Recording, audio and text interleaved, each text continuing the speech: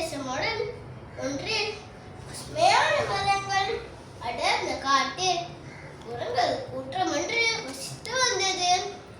அந்த குரங்குகளுக்கு ஒரு விசித்திரமான பழக்கம் இருந்தது. கையில் கிடைப்பதை எடுத்து உண்பதும், பிடிக்காவிட்டால் தூக்கி எறிவதும், சிந்திக்கும் பழக்கம் சற்றும் இல்லை. ஒரு நாள் எங்கமான காற்று வீசியது. அதனுடன் லேசான மழை பெய்தது.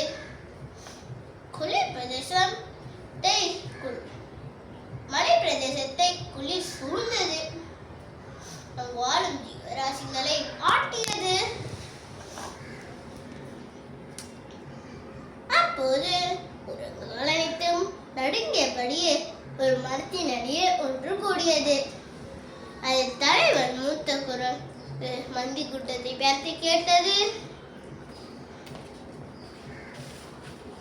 சகோதரர்களே, இப்போது நாம் என்ன செய்ய போகிறோம்? இப்படியே நடுங்கிக் கொண்டிருந்தால் நம் உயிருக்கே ஆபத்து என்று கூறியது. அப்போது இடத்தில் இருந்த ஒரு குட்டி குரங்கு,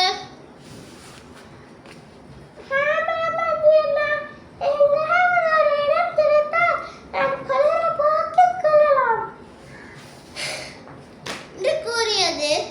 அப்போது குட்டின் கண்களில் சற்று தொலைவில் ஒரு மரத்தின் அடியே சிவப்பு நிறம் என்னும் பூக்கள் தென்பட்டது.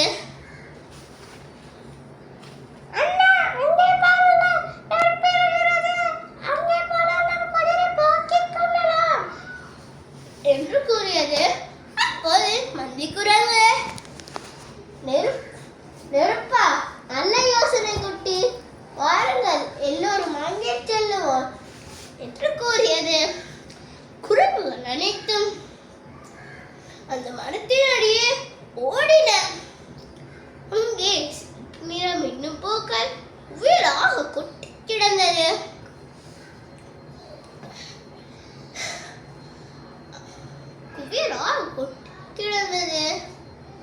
குரங்குகள் அனைத்தும் அந்த மரத்தின் அடியே இருந்த சிவப்பு நிறம் என்னும் பூக்கள் சுற்றி அமர்ந்தது.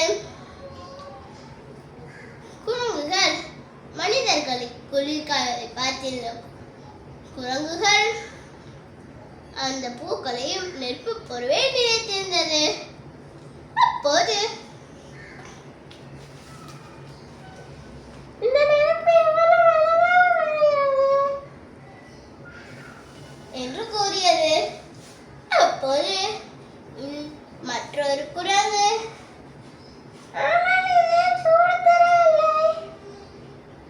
என்று குழப்பத்துடன் கேட்டது. அப்போது அது மரத்தின் மேல் ஒரு பறவை கூடு கட்டி தன் குட்டிகளுடன் வசித்து வந்தது.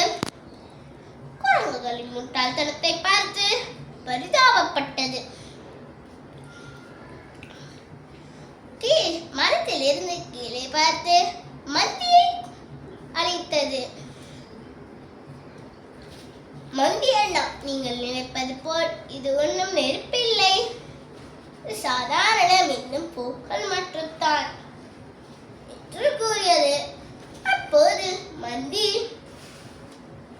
என்ன பறவையே, உனக்கு என்ன தெரியும்? இது நெருப்பத்தான் என்று கூறியது. ஆனால் பறவை மீண்டும் மீண்டும் கூறியது.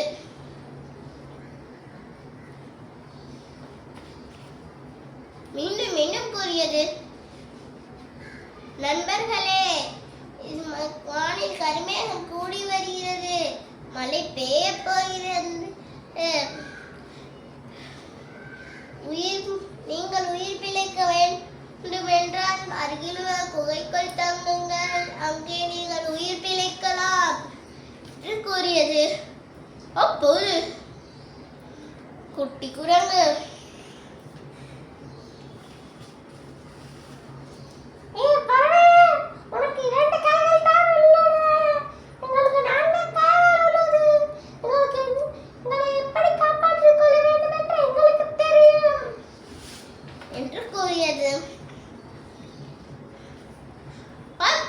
ஆனால் அந்த பறவை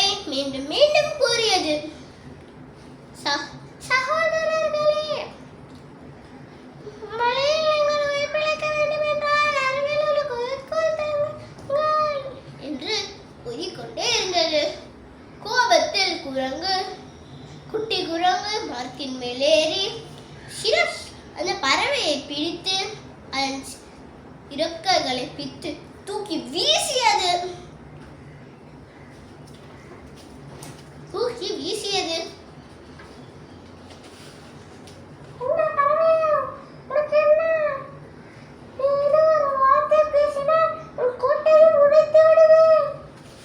என்று கோபமாக திட்டியது.